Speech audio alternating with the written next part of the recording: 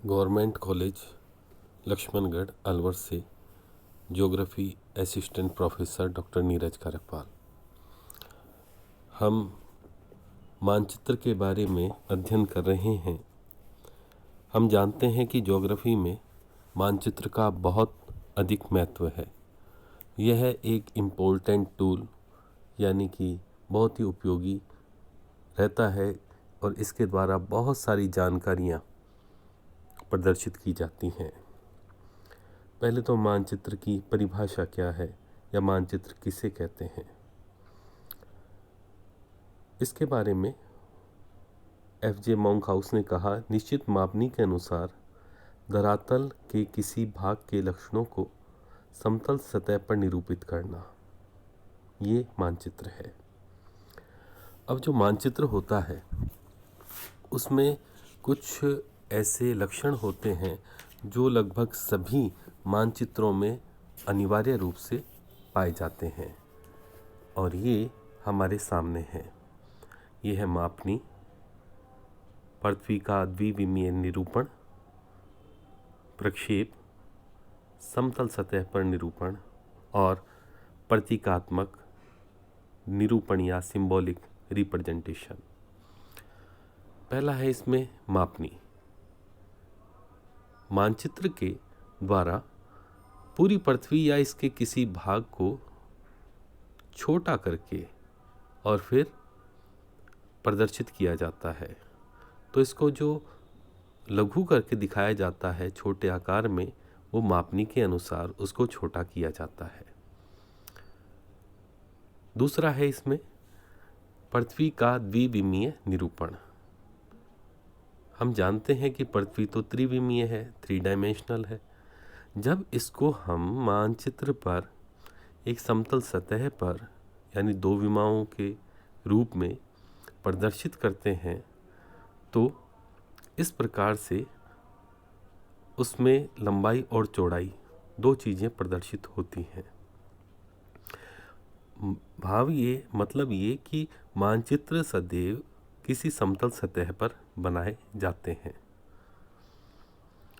और तीसरा है किसी भी मानचित्र का प्रक्षेप यानी कि मैप प्रोजेक्शन। हमारी पृथ्वी गोलाकार है जिसे मानचित्रों के द्वारा समतल सतह पर प्रदर्शित किया जाता है।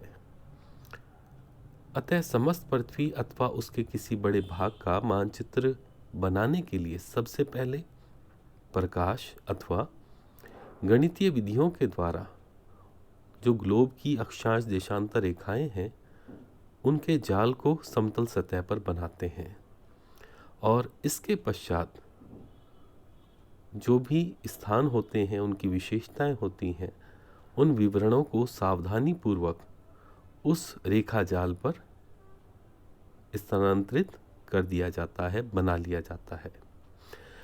तो समतल सतह पर जो अक्षांश देशांतर रेखाओं का जाल बनाया जाता है वो ही मानचित्र प्रक्षेप कहलाता है। और अलग अलग हमारे जो भी उद्देश्य होते हैं उसके अनुसार अलग अलग प्रोजेक्शन इस्तेमाल किए जाते हैं। चौथा है इसमें समतल सतह पर निरूपण। हम जानते हैं कि जो ग्लोब होता है वो ज़्यादा अच्छा रिप्रेजेंटेशन करता है पृथ्वी का, जबकि मानचित्र समतल होता है। लेकिन मानचित्र में विशेषता एक ये होती है कि हम समस्त पृथ्वी को एक साथ में देख सकते हैं, जबकि ग्लोब में केवल आधा भाग ही दिखाई देता है। और फिर मानचित्र को मोड़ कर रखना, एक स्थान से दूसरे स्थान पर लाना ले जाना सरल होता है।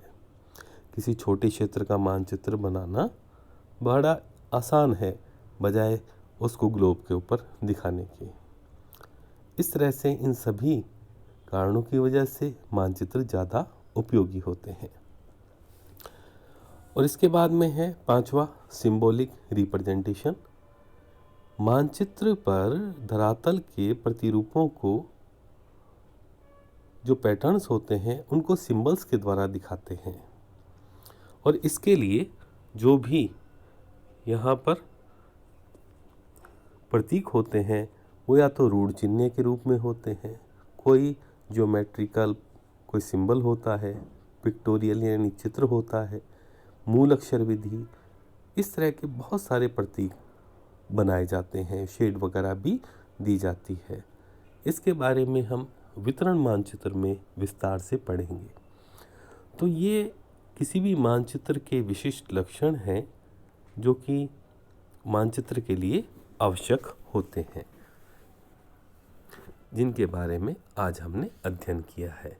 इन्हीं को ही मानचित्र की संकल्पनाएं भी कहते हैं।